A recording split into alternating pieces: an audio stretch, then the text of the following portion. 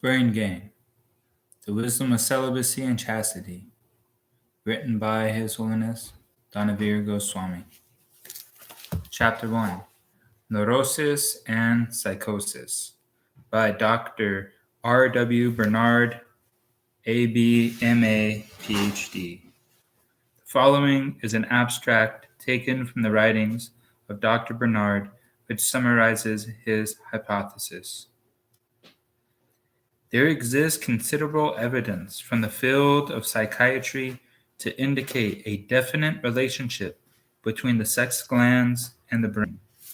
Spermatozoa may have an internal function that is necessary for the normal metabolism of the brain, and dementia praecox, or in other words, schizophrenia, may be due to an alteration or deficiency of their production due to degeneration of the seminiferous, that is, pertaining to the formation of semen, the tubulus, or small tubes, and auto-intoxication due to having been poisoned.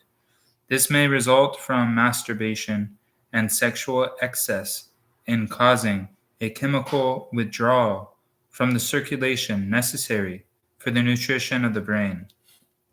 We must remember that lecithin is a chief constituent of the myelin sheaths of nerve cells and essential for their activity, during which it is consumed, for it is the nerve oil that keeps the fire of nerve and brain activity burning.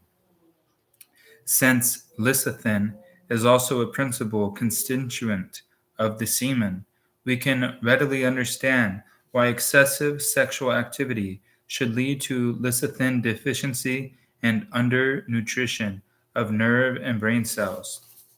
The sex glands influence the brain. Their influence on the nerves, however, is more immediate and profound.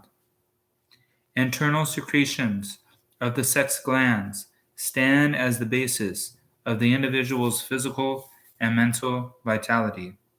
Sex hormones are present in the external as well as in the internal secretions of the gonads.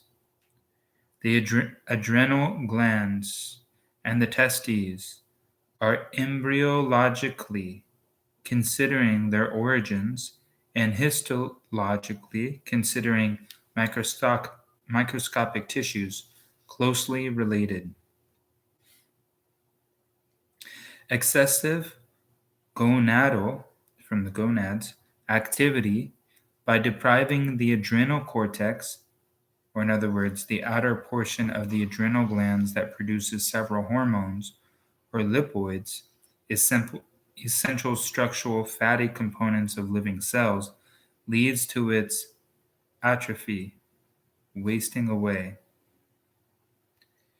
A biochemical understanding of the origin and treatment of neurosis and psychosis based on knowledge of the chemical effects of the secretions of the sex glands, both internal and external, upon the central nervous system. Conservation of semen means conservation of sex hormones and increased vigor, while loss of semen means loss of hormones and diminished vitality. Also, chronic deficiency of such hormones leads to the symptoms of senility. 1. There is a remarkable similarity of chemical composition between the semen, the brain, and the central nervous system, being especially rich in lecithin, cholesterol, or hormones affecting sex organs, and phosphorus compounds, which would indicate that seminal emissions withdraw from the body substances necessary for the nutrition of nerve and brain tissue. 2. Loss of seminal vital fluid promotes undernutrition of the nervous system and brain. 3. Sexual continence is beneficial to the brain. 4. Physiological evidence pointing to the fact that the seminal fluid contains substances of great physiological value, such as polyspermine, lecithin, cholesterol, vitamin E, sex hormones, etc. 5. Leading physiologists, urologists, genitourinary specialists, neurologists, psychiatrists, sexologists, gynecologists, and endocrinologists from the early 20th century endorsed the physiological value of continence. Wild animals in a state of nature practice copulation only at certain mating seasons for the purpose of reproduction. Civilized man practices this act at all times, and in most cases, without intention to conceive. Such considerations must lead one to the conclusion that the sex life of civilized men is unnatural, and the excessive manifestation of the sex urge among them is due to certain aphrodisiacal stimuli rather than to natural instinct. The harmful effects of the seminal discharge involve a sudden withdrawal from the body of calcium, lecithin, and other substances necessary for the normal functioning of the nervous system. The sudden withdrawal of calcium produced by the seminal discharge biochemically produces the tetany-like symptoms of the orgasm, which are so similar to those of the epileptic attack.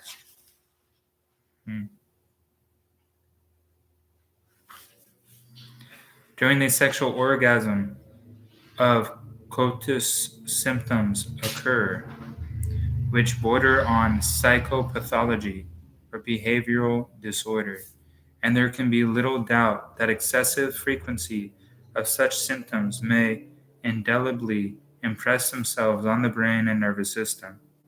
The eminent physiologist Professor Eugene Steinitz had performed experiments which definitely showed that the internal secretions of the sex glands, after being resorbed into the circulation, pass principally to the brain and spinal cord wherein they are stored. He therefore concluded that the primary action of the internal secretion of the sex glands after passing into the blood is upon the central nervous system, through the medium of which, probably by producing local changes in blood supply, effects are produced in various parts of the body. The physiologist Nussbaum conducted similar experiments, on the basis of which he concluded that the internal secretion of the testes specific action on certain local groups of ganglion, brain and spinal cord nerve centers, and that the influence of the testes on the metabolism of different tissues is intermediated through the nervous system.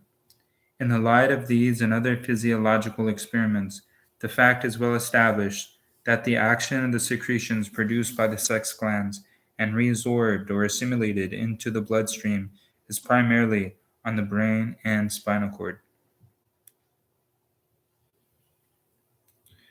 Brain and semen. Spermatozoa, when not discharged, are resorbed into the bloodstream and carried to the brain. Both in their chemical composition and their elongated form, they have a remarkable similarity to brain cells which, like them, lack the capacity of reproduction. In contrast to most other cells of the body, which have nerve and brain tissue, and when excessive, it leads to nervous and mental disorders. The concentration of lecithins and cholesterols, both of which are constituents of the semen, the brain, and nerves, often vary depending on intake and outgo. Activity of the sex glands causes withdrawal of both. This means a lessened supply available to the nervous system. One of the earliest discoveries about the chemistry of the brain is its high content of phosphorus, which is either combined with proteins and sugar as nucleoproteins, with proteins alone as phosphoproteins, or with lipoids as phospholipins, to which group lecithin belongs. These substances, for the best nutrition of nerve and brain tissue, are without doubt the phospholipins, including lecithin. They are present in the semen and internally fed to the body when the seminal fluid is conserved and resorbed rather than wasted. It then becomes a true interval nerve and brain food. The gray matter of the brain contains 17% lecithin, which is the essential and indispensable medium through which the higher intellectual processes manifest themselves. The greater the purity in which lecithin is found, the higher the intelligence. The quality of these highly organized phosphorus compounds, such as lecithin, appears to be vitally connected with the intellectual capacity of the brain. In idiocy and insanity, there is a qualitative and quantitative diminution of brain lecithin. The action of alcohol, like that of anesthetics, is dependent on its activity to dissolve and remove lecithin from the brain. And when the concentration of brain lecithin is sufficiently lowered, insanity is the result. It has been shown by experiment that in the series of agents which act as narcotics, the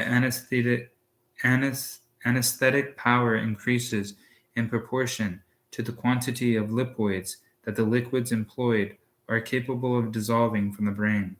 Sexual excess produces a similar effect, and together with alcohol, constitutes a principal cause of neuropsychopathic disordered nervous behavior conditions.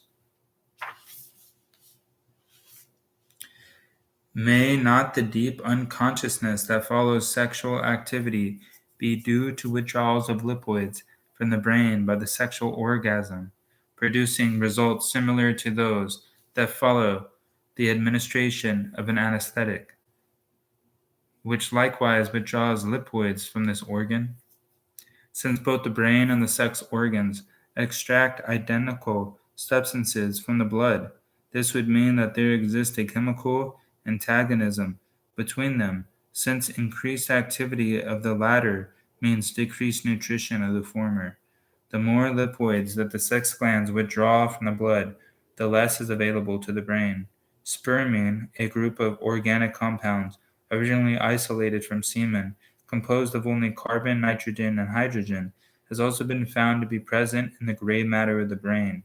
No two organs show greater similarity in their lecithin, cholesterol, and phosphorus contents as the semen and the brain. These considerations indicate that all loss of seminal lipoids, whether through sexual intercourse, masturbation, or nocturnal emissions, is at the expense of the brain, and this effect is most detrimental during childhood and before maturity, when the brain is in the process of growth. No adequate comprehension of the sexual question can be had without understanding the chemical composition of the semen and the spermatozoa. When it is realized that they contain in high concentration phospholipins essential to the nutrition and normal functioning of the central nervous system, it will be realized that withdrawal of these substances from the brain, from the body, by seminal emissions must have an adverse effect on the nutrition of the brain and nerves, predisposing to neurasthenia or nervous breakdown and other nervous and mental affections. Here we have the biochemical basis for new neurology and psychiatry.